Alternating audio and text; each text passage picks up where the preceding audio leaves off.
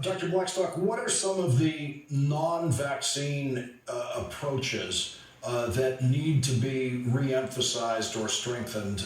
In addition, obviously, we're not saying to the exclusion of vaccine, but vaccine being not the only thing that can be done. Right. So we know that multi-layered strategy is what's effective. We know that sort of each strategy that you use has holes in it, but when you put all the strategies together, they're very effective. So obviously we've talked about masks. Masks are not the end all be all, but they are effective at preventing the spread. We also know that testing is incredibly important, and that's one area that's been, really very quite weak, and we've had time to build up a robust infrastructure. And I will say, especially for rapid testing, I've mentioned this before on this show, that we really need to get rapid at-home testing in the hands of every household.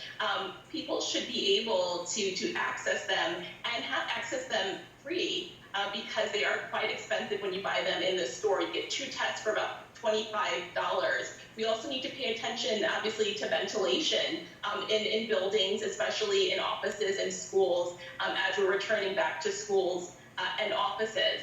And I also think that we need to think about, we have the eviction moratorium coming to an end. We have the unemployment benefits coming to an end. In the midst of hitting this 650,000, Americans dead from COVID-19 mark.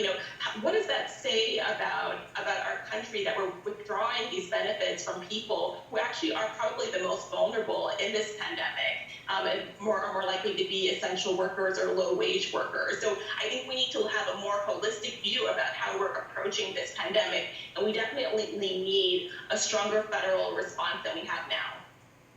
Dr. Uche Blackstock and Lori Garrett, thank you both very much for joining us tonight. Thank you.